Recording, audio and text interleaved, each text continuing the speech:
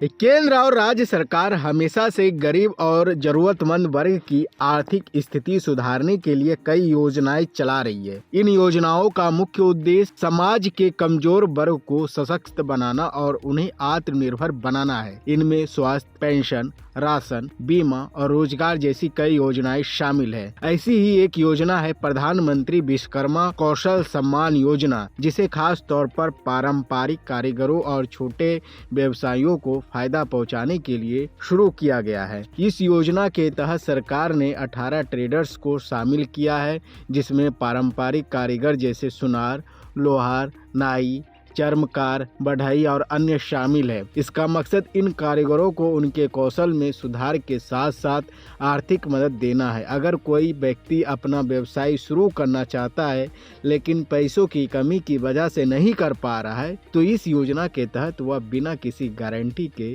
3 लाख रुपए तक का लोन ले सकते हैं। लोन 2 चरणों में दिया जाता है। पहले चरण में व्यवसाय शुरू करने के लिए 1 लाख रुपया का लोन मिलेगा और दूसरे चरण में व्यवसाय बढ़ाने के लिए अतिरिक्त 2 लाख रुपया का लोन दिया जाएगा। यह लोन मात्र 5% ब्याज दर पर मिलता है, जो लाभार्थियों के लिए बहुत आसान और किफ़ायती है।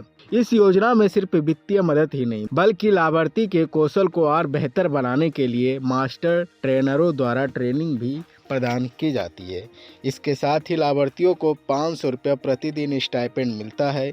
योजना के तहत पीएम विश्वकर्मा सर्टिफिकेट और आईडी कार्ड, बेसिक और एडवांस ट्रेनिंग से जुड़े कौशल अपग्रेडेशन, 15,000 रुपये का टूल किट प्रोत्साहन और डिजिटल लेन देन के लिए इंसेंटिव भी मिलता है। इससे छोटे कारीगर और व्यवसायी अपने व्यवसाय को डिजिटल और आधुनिक बनाने में सक्षम हो पाते हैं। इस योजना के लिए आवेदन करने वाले व्यक्ति कम से कम 18 साल का होना चाहिए। अगर आप कारपेंटर, नाव बनाने वाले, लोहार, ताला बनाने वाले, सुनार, मिट्टी के बर्तन बनाने वाले, मूर्तिकार, राजमिस्त्री, मछली का जाल बनाने वाले, टूल किट निर्माता, पत्थर तोड़ने वाले, मोची या जूता कारीगर, टोकरी, चटाई या झाड़ू बनाने वाले, गुड़िया और अन्य खिलौना निर्माता, नाई, माला बनाने वाले, धोबी या दर्जी है तो आप इस योजना के लिए पात्र हैं। आवेदन प्रक्रिया बहुत आसान है। पात्र व्यक्ति को अपने नजदीकी जन सेवा केंद्र में जाना होगा, जहां उन्हें आवश्यक दस्तावेज दिखाने होंगे।